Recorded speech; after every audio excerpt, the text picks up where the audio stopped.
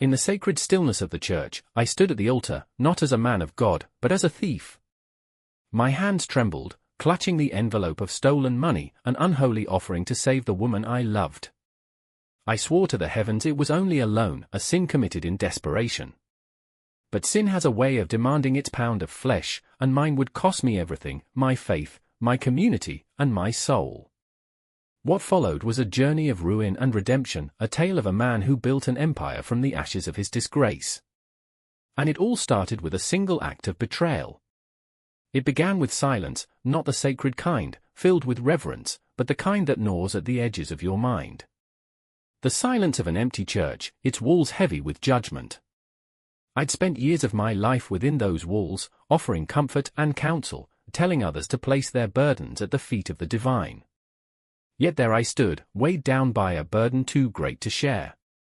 My wife, Maria, was the kind of person who could turn a bleak winter's day into spring with her smile.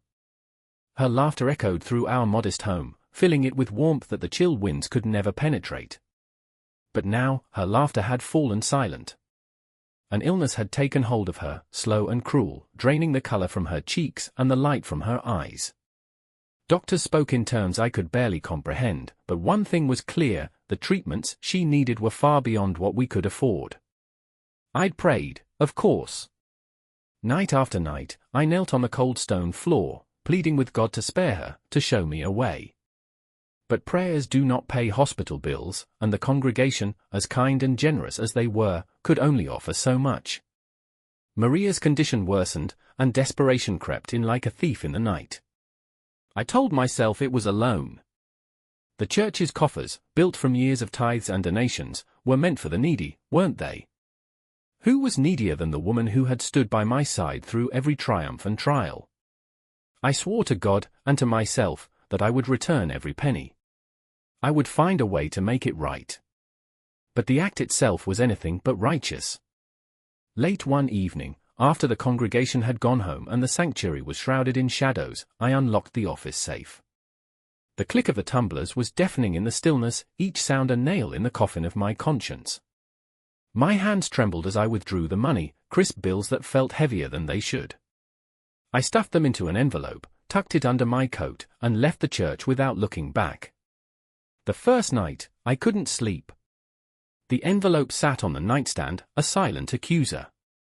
Every creak of the floorboards, every rustle of the wind outside, felt like the approach of justice. Maria's pale face offered little solace. She didn't know what I'd done, and I intended to keep it that way. Days turned into weeks.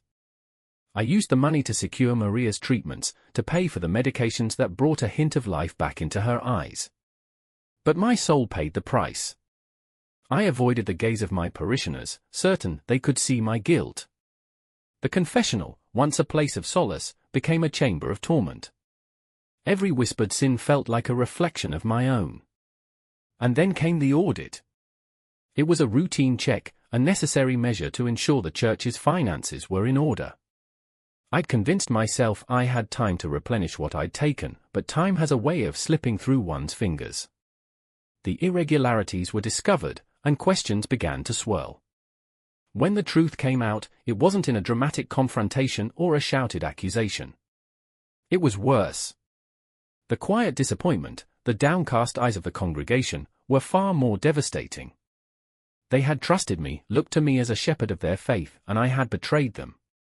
I was stripped of my position, my reputation in ruins. The community that had once embraced me now turned away, their whispers cutting deeper than any blade. Maria, now on the path to recovery, wept when she learned the truth. I packed what little we had left and left the town I'd called home for decades. My collar, once a symbol of purpose and devotion, was now a weight I could no longer bear. I told myself I would start over, rebuild, and somehow make amends.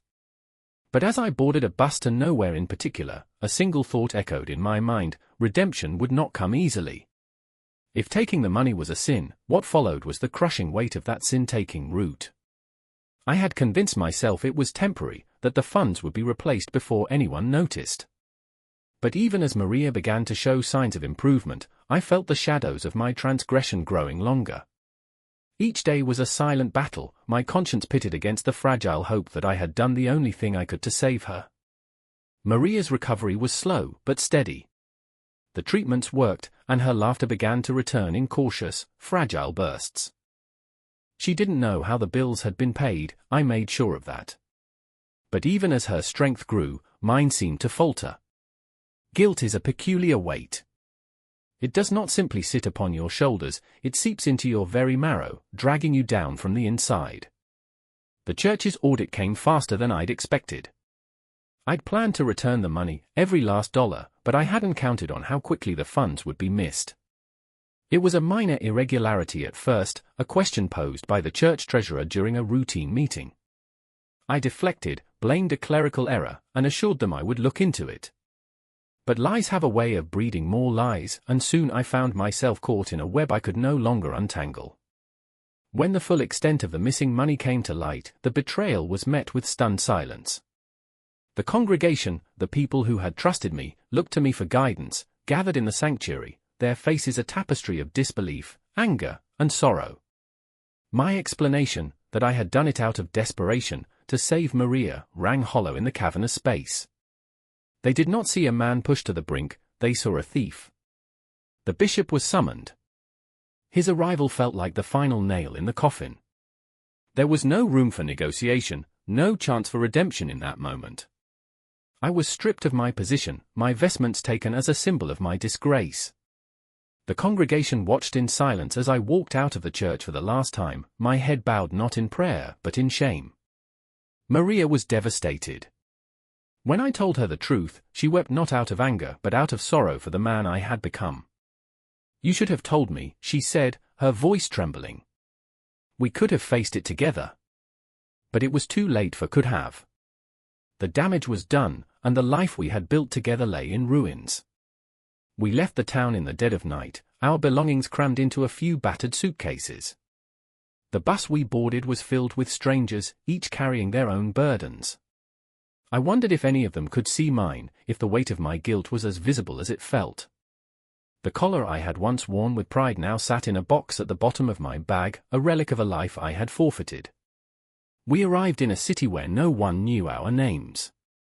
The anonymity was a balm, but it did little to ease the ache in my soul. I took the first job I could find, cleaning tables in a diner where the scent of grease and coffee clung to my clothes. It was a far cry from the pulpit, but it was honest work, and for that, I was grateful.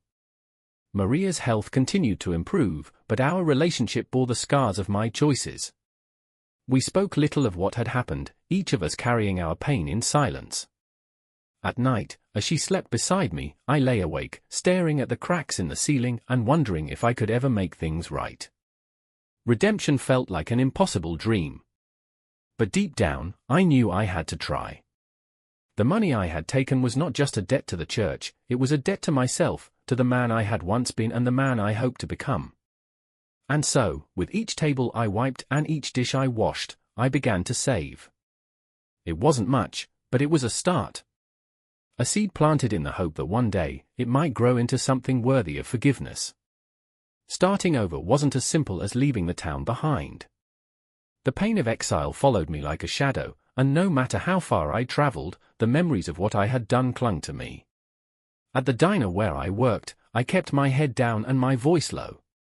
I was just another nameless worker, invisible among the clatter of dishes and the hum of conversation. But even as I busied myself with work, I could feel the weight of every stolen dollar, every shattered trust. Maria's recovery brought joy, but it was tinged with an unspoken tension. Her illness had left her weaker than before, but it had also brought a new resilience, a quiet strength that seemed to bloom from her gratitude for a second chance at life. She smiled more often now, though those smiles rarely reached her eyes when they rested on me. We had lost something in the aftermath of my betrayal, something intangible but deeply vital. The city offered anonymity, but it also brought challenges I hadn't anticipated. Money was scarce, and the savings I tried to build from my meager wages often went toward unexpected expenses, Maria's medication, repairs for our cramped apartment, or even just a meal that felt like a small luxury. Each time I put aside a few dollars, it felt like an act of defiance against the universe, a statement that I wasn't giving up. But life, as it often does, had more trials in store. One evening, as I walked home from the diner, a mugger confronted me in a dark alley. The man's voice was sharp and desperate, his knife glinting under the dim streetlights. My first instinct was fear, but it quickly gave way to something colder, resignation. After all, what was one more loss in a life already stripped bare? I handed over my wallet without resistance, my fingers trembling not from fear but from the sheer exhaustion of enduring. The mugger's eyes darted nervously as he snatched the wallet and disappeared into the night. I stood there for a moment, staring at the spot where he had been, before continuing home with empty pockets and a heavier heart. Maria was waiting for me, her concern evident as I stepped through the door. When I told her what had happened, she hugged me tightly, her frail arms a reminder of all I had risked to save her. "We'll be okay," she whispered, though her voice carried the weight of doubt. The incident forced me to re-evaluate my path. I realized that surviving wasn't enough, I needed a purpose, a way to reclaim the part of me that had been lost. But finding that purpose proved elusive. The city, with its endless noise and faceless crowds, felt like a labyrinth with no exit. Each day blended into the next, a monotonous cycle of work, exhaustion, and restless nights. Then, one day, an opportunity presented itself, a small ad in the local newspaper, seeking volunteers for a community outreach program. It was a simple notice, easy to overlook, but something about it caught my attention. Perhaps it was the mention of helping those in need, or maybe it was the faint echo of the calling I had once answered so fervently. Whatever the reason, I tore the ad from the paper and tucked it into my pocket. The program operated out of a rundown building on the city's outskirts, a place where hope seemed to linger despite its dilapidated walls. They served meals to the homeless, organized clothing drives, and provided resources for those trying to rebuild their lives. I signed up without hesitation, unsure of what I could offer, but determined to try. Working at the program was humbling. I met people whose struggles dwarfed my own, individuals who had lost far more than I ever had. Their resilience, their ability to find hope in the face of despair, was both inspiring and sobering. I threw myself into the work, rediscovering a sense of purpose I hadn't felt in years. But even as I found solace in service, my past continued to haunt me. One day, as I sorted through donations, I came across a familiar face. It was a member of my former congregation, a woman who had once praised my sermons with tears in her eyes. Her expression froze as our gazes met, recognition dawning slowly but unmistakably. She didn't say anything, but the look in her eyes spoke volumes. Shame burned through me, and I turned away, busying myself with the task at hand. The encounter left me shaken, a reminder that no matter how far I ran, my past would always find me. Still, I pressed on. Each day at the program was a small step toward redemption, a way to chip away at the mountain of guilt that loomed over me. I didn't know if I would ever climb to the summit, but for the first time in a long while, I felt like I was moving in the right direction.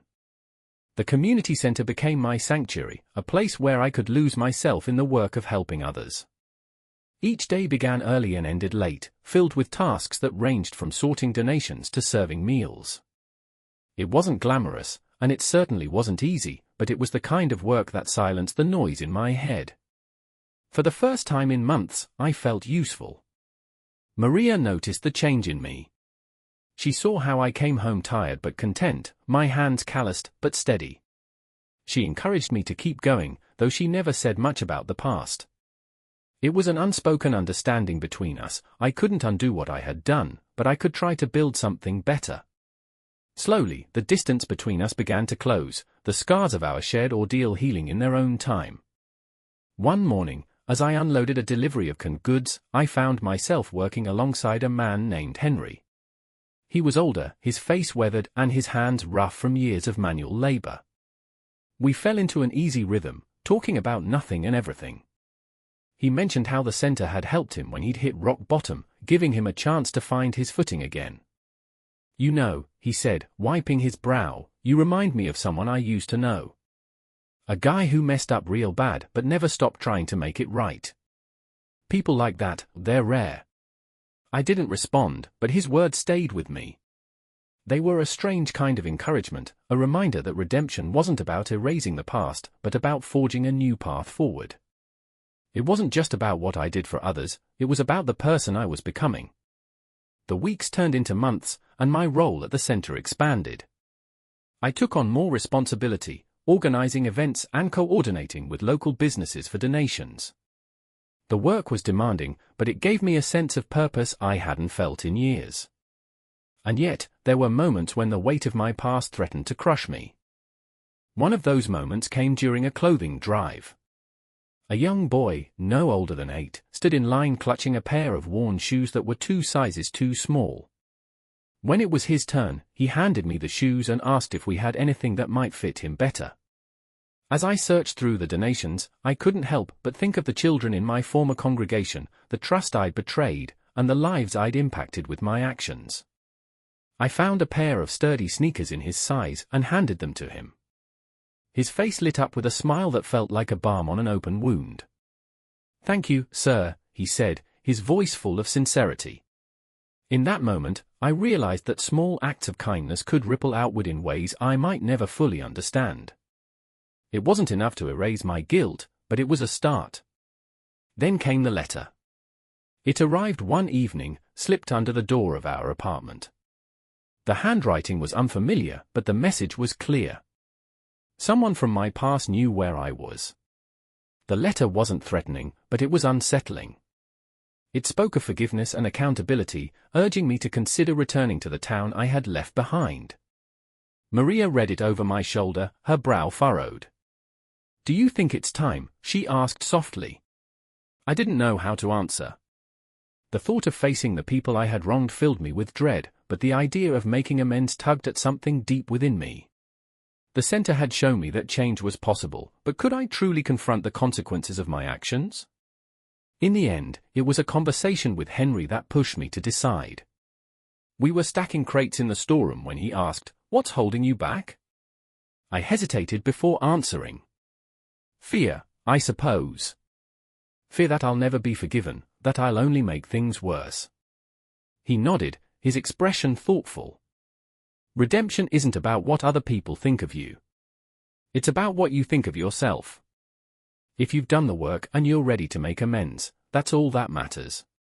His words struck a chord, and that night, I made up my mind. Redemption wasn't a destination, it was a journey, and mine was far from over. It was time to face my past, no matter how painful it might be. With Maria by my side and a heart full of trepidation, I began to prepare for the hardest step yet, returning to the town I had betrayed. The decision to return to the town I had once called home felt monumental, but I knew it was only the first step. Maria and I prepared cautiously, selling off what little we had to gather enough for the journey. It wasn't just the miles we had to cross, it was the emotional chasm that had grown between me and the people I had wronged. The town looked the same as it had when I left, its familiar streets unchanged by time. But for me, everything was different. The church stood at the center of it all, its steeple piercing the sky like a reminder of my fall. As I passed through the streets, heads turned, whispers followed. My return was not unnoticed, and the weight of their judgment was palpable. We rented a modest room above a local bakery.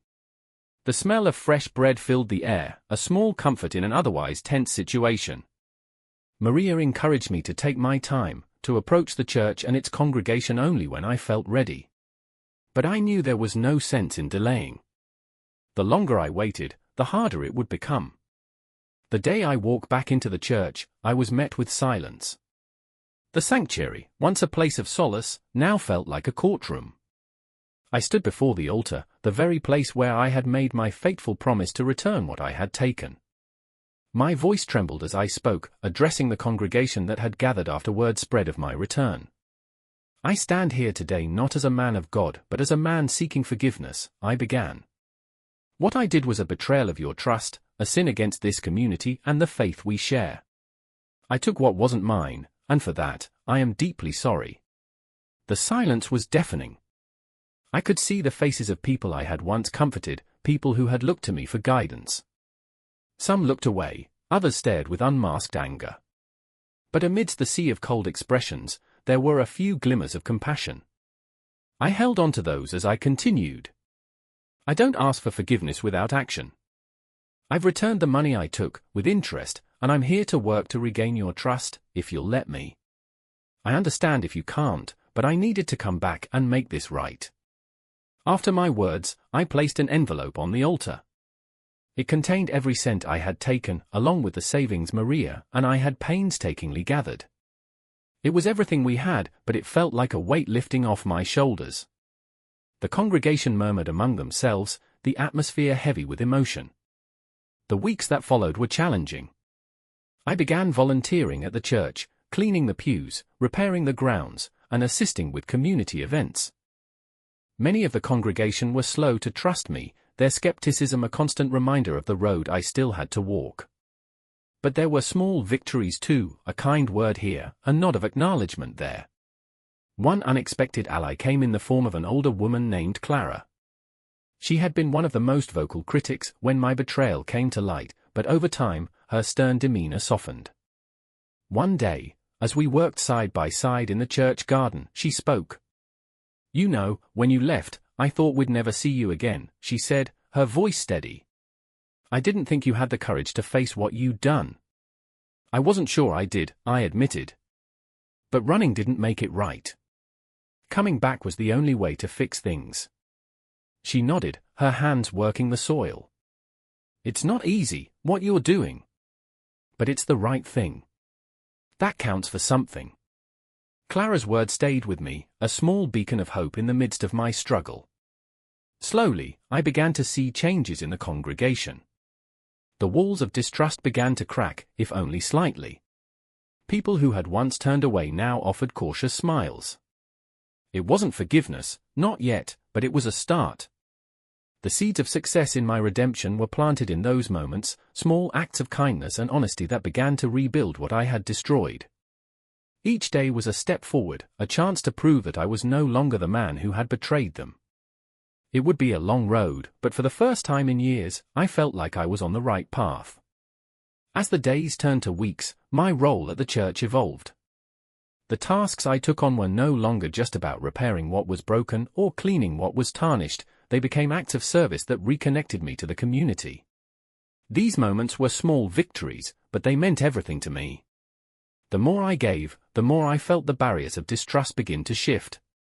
Maria, ever my compass, began to see glimpses of hope in the life we were rebuilding. Her health continued to improve, and with it, her laughter returned, bringing light to the small home we had made above the bakery. She reminded me daily that the work we were doing was worthwhile, not just for the community but for us as well. One day, a new opportunity arose.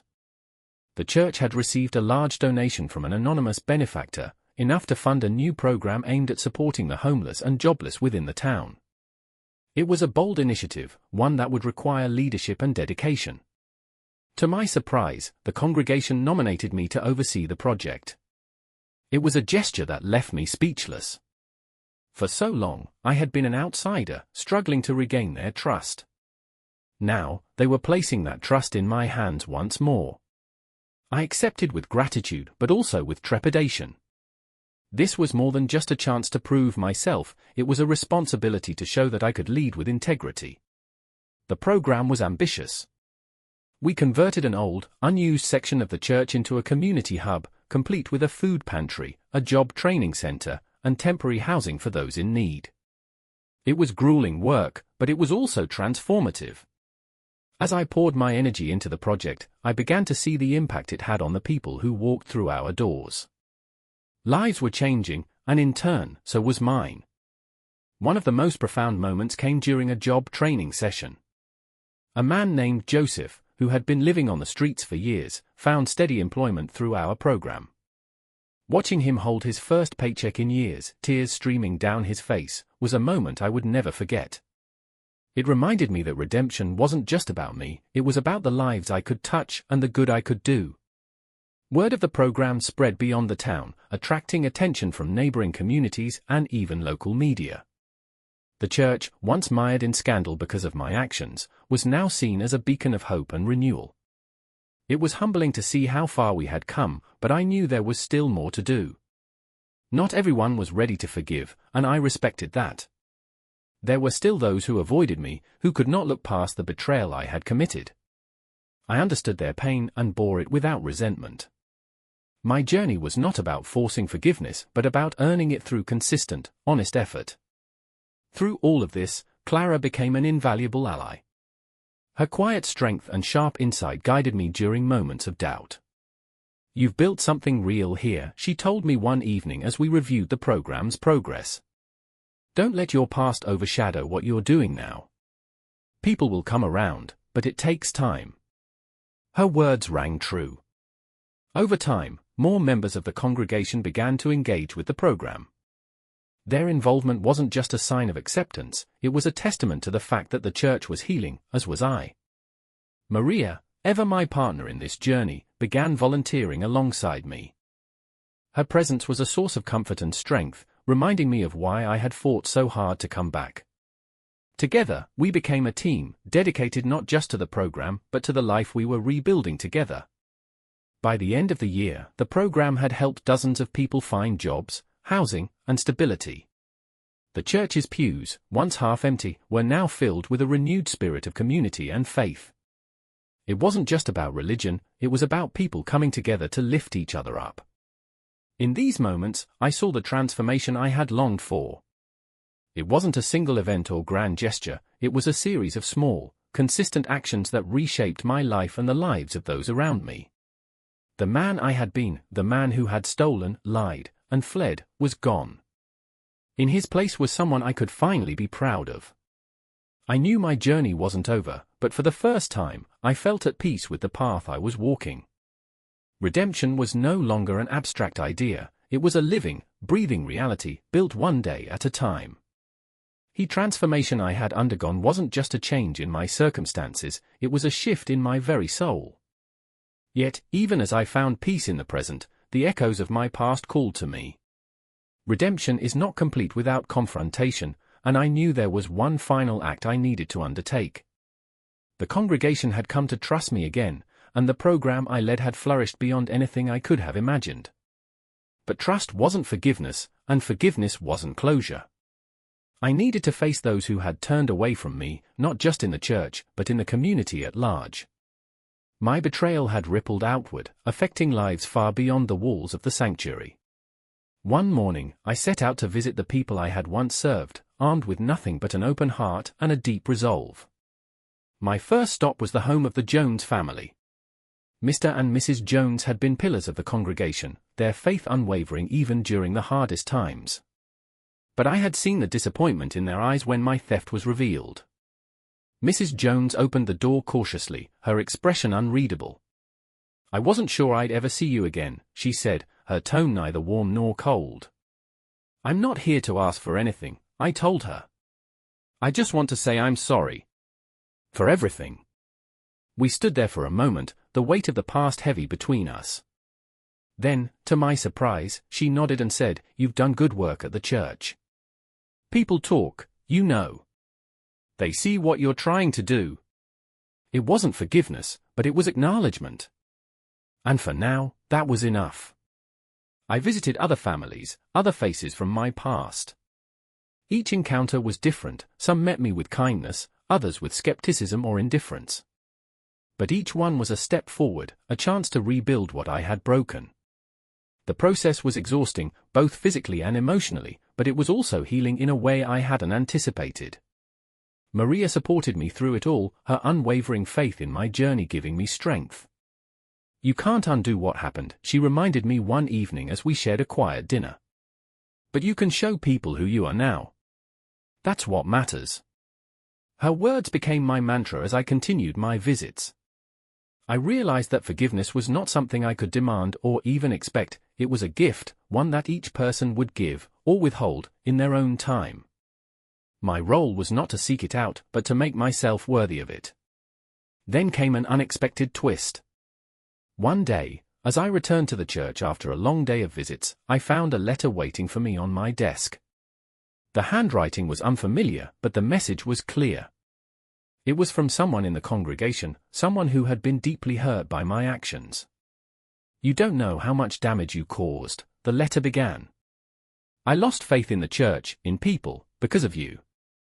But watching what you've done since you came back, I can see you're trying to make things right. I don't know if I can forgive you yet, but I want you to know that I see your efforts. And that means something. I sat there for a long time after reading those words, the letter trembling in my hands. It wasn't absolution, but it was hope. Hope that even the deepest wounds could begin to heal. As the weeks turned into months, I continued my visits, my work, and my journey toward redemption. The church community began to feel less like a collection of individuals and more like a family again. People who had once avoided me now greeted me with cautious smiles. Slowly but surely, the scars of the past were beginning to fade. But the journey was far from over. Forgiveness is not a destination but a process, one that requires patience, humility, and persistence. I knew I would never forget the mistakes I had made, but I also knew that they did not define me. What defined me was the choice to keep moving forward, to keep striving to be better. And so, with each day that passed, I took another step. One step closer to the man I wanted to be, one step closer to the community I wanted to serve, and one step closer to the redemption I so desperately sought. The time had come for the most significant step in my journey, to make tangible reparations for the damage I had caused. My return and my efforts to rebuild trust had laid a foundation, but this was the act that would truly test my resolve. Words could only carry so much weight, it was action that would define whether I was truly worthy of redemption. I gathered what resources Maria and I had saved during the past year. Every extra penny from our modest income, every donation that came in under my care, I had set aside all I could without compromising the church's operations. The money wouldn't erase what had happened, but it was my way of acknowledging the financial betrayal at the heart of my sin. The announcement was simple. During a Sunday service, I stood before the congregation and confessed once again, but this time with more than words. I held up the envelope containing the sum I had painstakingly assembled. This, I said, my voice steady, is what I have saved to begin repaying what I stole. I know it does not undo the pain or erase the past, but it is the first step toward making things right. I hope that with time, I can show you through my actions that I am committed to this path. The room was silent as I placed the envelope on the altar. It wasn't the silence of judgment, but something deeper, something that felt almost sacred. I couldn't read the faces of those gathered, but I didn't need to. I wasn't doing this for their approval. I was doing it because it was the right thing to do. After the service, Clara approached me. She looked at the envelope and then at me, her expression unreadable. "You're serious about this, aren't you?" she asked. "I have to be," I replied. "It's the only way forward." She nodded slowly. "Then I think you're on the right path." Over the next few weeks, I began to see the impact of that moment. People who had been hesitant to engage with me started to open up, their guarded expression softening into something closer to trust. The gesture had not erased my debt, it couldn't, but it had shown them that I was willing to take responsibility in a concrete way. The money I returned was used to fund further community projects, including expansions to the homeless outreach program and repairs to parts of the church that had long been neglected. It was humbling to see how those funds, once tainted by my actions, were now being used to uplift others. In a way, it felt like a small piece of redemption. But the act of reparation wasn't just about the money. It was about acknowledging the broader consequences of my actions.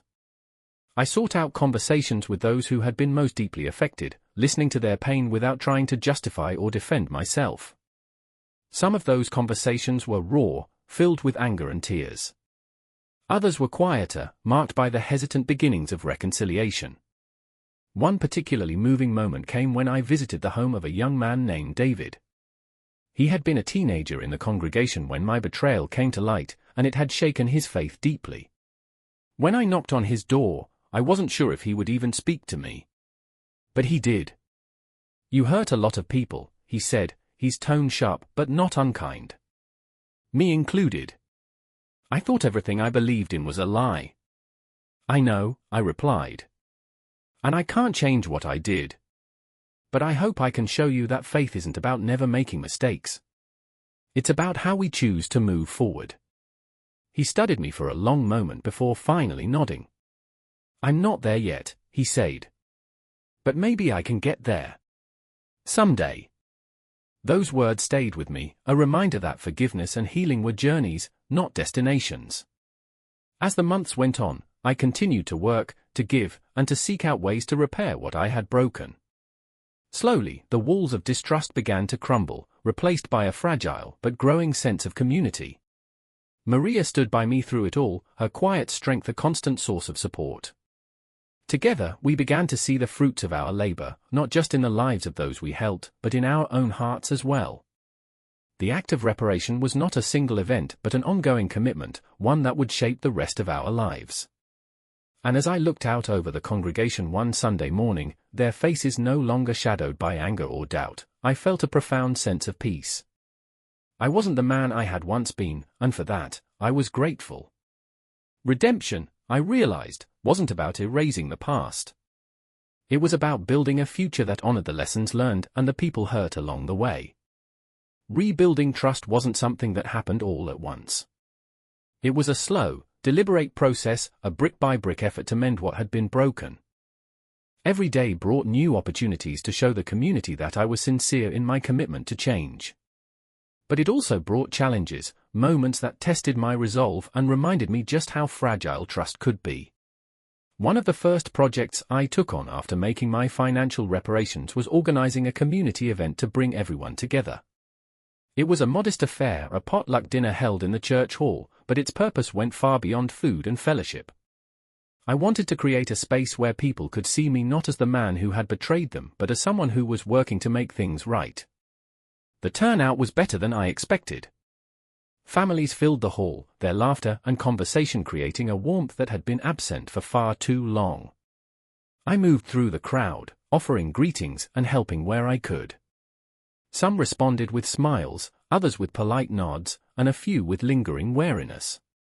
But the fact that they had shown up at all felt like a victory. Clara, who had become one of my staunchest allies, took me aside during the event. "You're doing good work here," she said, her tone approving. "People notice, even if they don't say it." Her words bolstered my confidence, but I knew there was still much to do. Trust is built not on grand gestures but on consistent actions, and I was determined to show that I could be relied upon. In the months that followed, I took on every task that came my way, no matter how small or thankless. I cleaned the church after services, visited the sick and elderly, and helped organize charitable efforts. Each act was a step forward, a way to demonstrate that I was committed to the well-being of the community. One of the most meaningful moments came when a young couple approached me after a service. They had been distant since my return, their expressions guarded whenever we crossed paths. But that day, they lingered as others filed out of the sanctuary. "We've been watching," the husband said, his voice hesitant. "We see how hard you're working. It means a lot." His wife nodded, adding, "It's not easy to forgive, but we're trying. Thank you for not giving up." Their words struck a chord deep within me. It wasn't forgiveness outright, but it was a beginning. And beginnings, I had learned, were precious.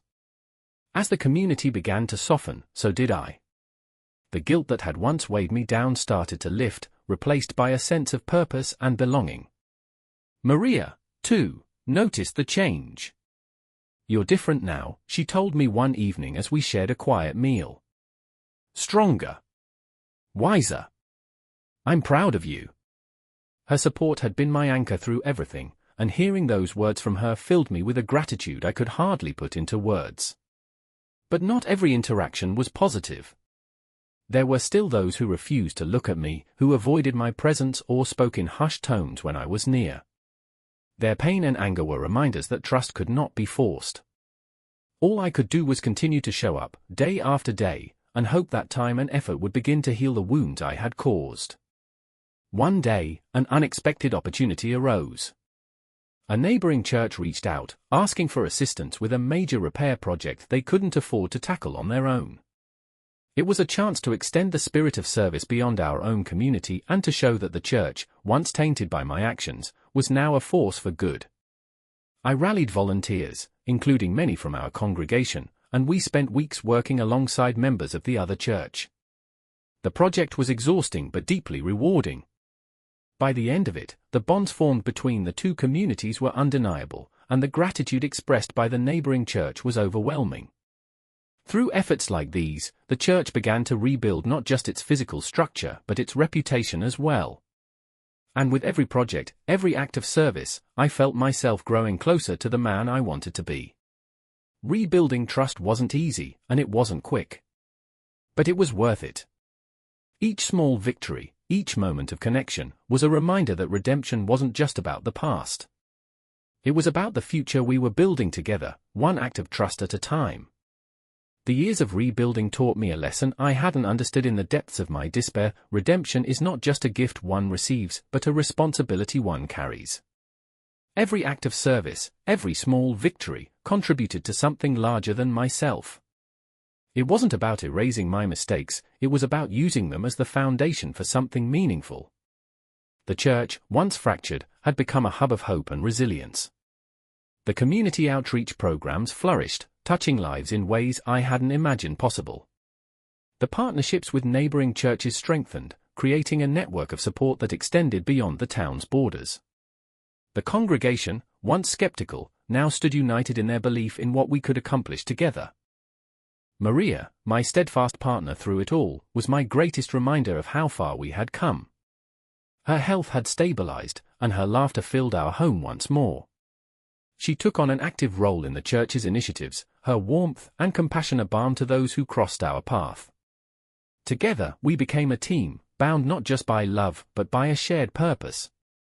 One of the most significant moments of my journey came during a community celebration marking the anniversary of the outreach program.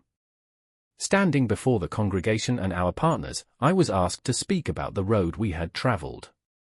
The hall was filled with familiar faces, some who had forgiven me, some who were still on their own paths of healing, and others who had joined our community along the way.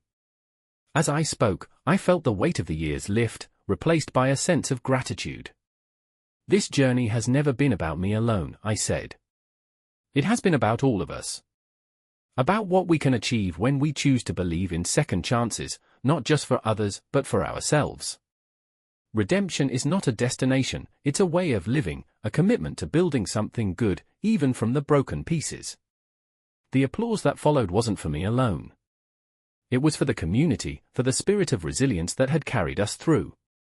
It was for every person who had shown kindness, offered forgiveness, or simply stood by in quiet support. As the celebration continued, I found myself reflecting on the path that had brought me here. It hadn't been easy, and it hadn't been quick. But it had been worth every step, every challenge, every moment of doubt. The life I had now wasn't the one I had imagined when I first donned the collar, but it was richer, more meaningful, and more honest than anything I could have dreamed. Looking ahead, I saw a future filled with possibilities. The church's work was far from done, and neither was mine. There were still lives to touch, wounds to heal, and bridges to build. But for the first time, I felt truly ready to face whatever came next. Redemption, I realized, is not a single act or a finite goal. It is a legacy, one that lives on in the lives we touch and the love we give. It is a testament to the power of grace, of resilience, and of the human spirit to rise above even the deepest failures. And so, as I looked out over the gathered faces of the community I had once betrayed, I felt something I hadn't felt in years: peace. Not because everything was perfect, but because everything was real.